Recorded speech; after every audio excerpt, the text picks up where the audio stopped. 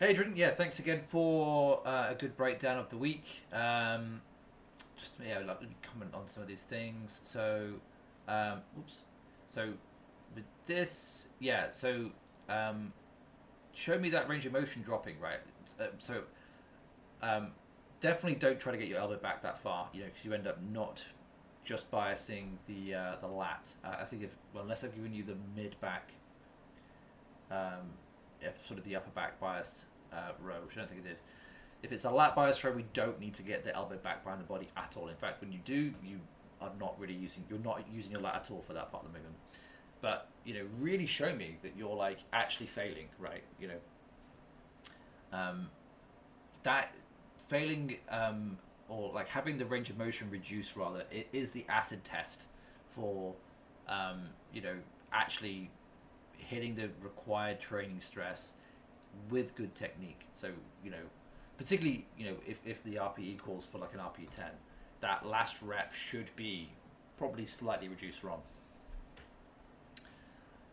So yeah, we need to see signs of the speed of the movement approaching zero, right? To be confident that we're hitting high RPE. I think just push yourself harder. Just trust me on this.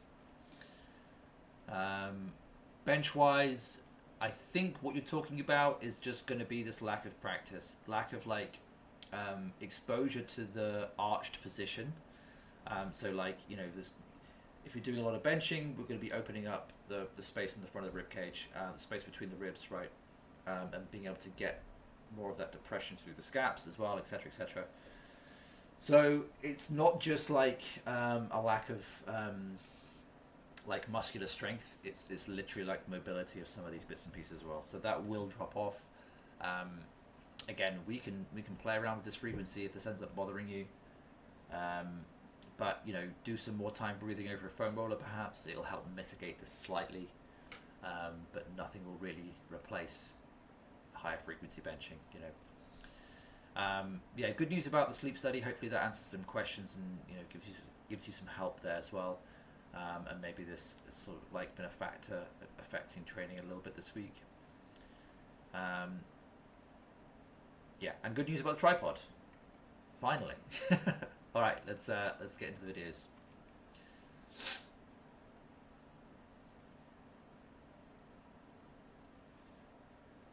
Cool, good. So the thing to try to do with the Arnold press, number one, you're a little bit too reclined. Have the back pad a bit more vertical, a tiny bit more vertical.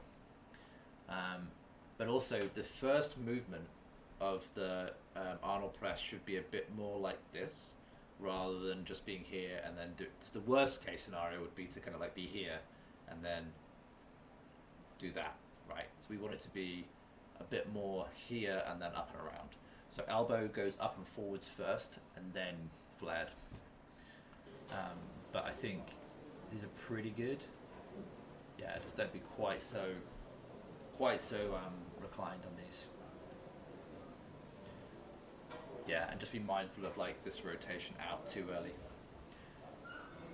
which is the classic mistake with the Arnold press. It's a good way of basically training a little bit of protraction of like serratus anterior.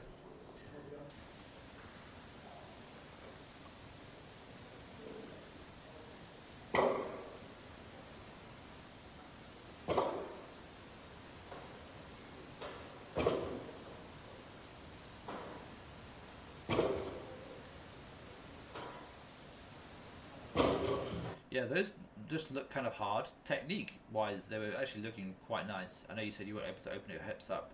Um, can't see that, but obviously, I'm not saying you're wrong. You're absolutely right. That doesn't feel good. But they look technically really good. Oops, skip too much. So we're looking for this head position. Not too much range of motion. Yeah, lovely, good. Still kind of looking forward a little bit, but not horrendous. Just be mindful of, yeah, knees bending more at end range is also a bit of a problem, right? So it ends up becoming a squat at end range or becoming more of a squat. So I kind of like this cue of like trying to keep the hips high as well as sending them back. You do have to be a little bit mindful of extension from the back, but actually for you, I don't think that'll be a problem. So try to keep the hips high as you send them back, will probably be quite a good cue for you.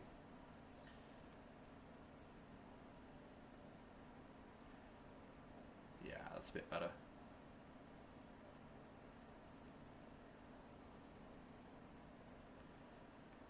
And yeah, don't rush. Try to resist. Yeah, that's better. Try to resist rushing at end range.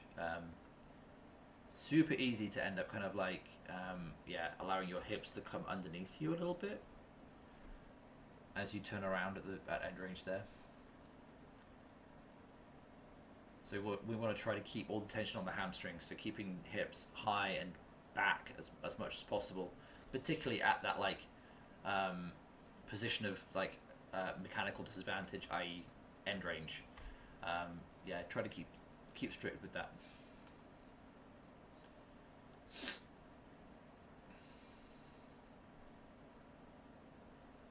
Yeah, it just looks like your arch is a bit flatter.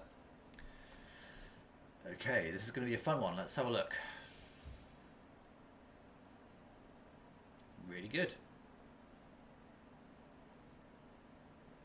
So, the thing to try to play around with a little bit is, and maybe you already have. So ignore this if you are doing this, but try to have your feet as low down the pad as you can without it being uncomfortable.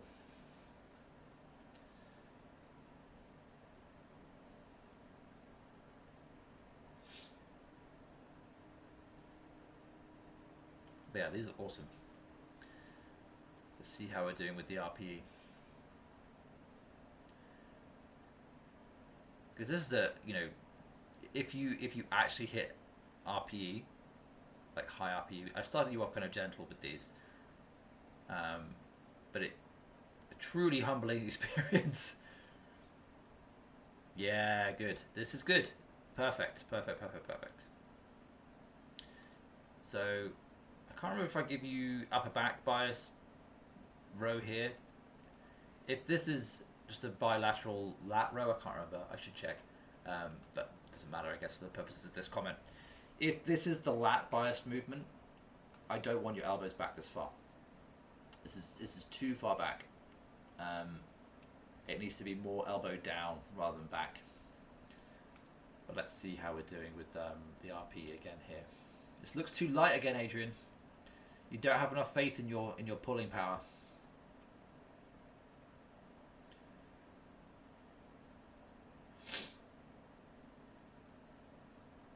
Bit better, but I think so. Ironically, this last rep, that is the correct range of motion for using your lats. So maybe this is a bit of a perception problem for you, in that you're considering this row to be, your elbow has to come back this far, right? But this is not your lat that's getting your elbow back that far. That is like,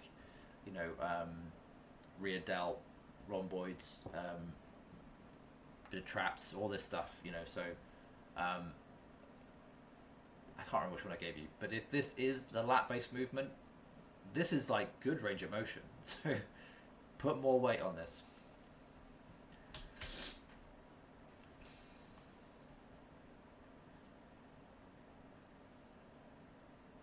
Maybe that was the upper back one, I can't remember. But yeah, this is again, range of motion here is way too high. This is definitely the lat based movement, right?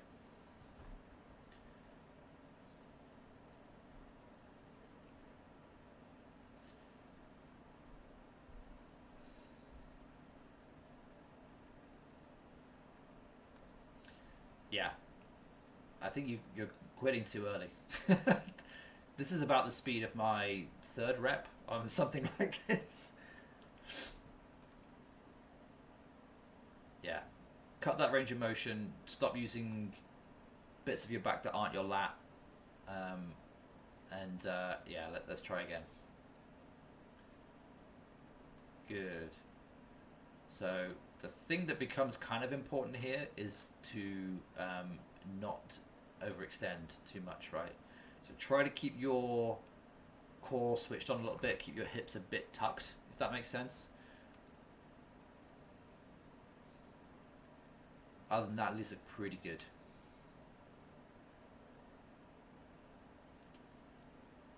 but this is... So here you're approaching overshooting these, I think, because the technique begins to wobble a little bit. Shoulders begin to come forwards a touch here, so just be mindful of that.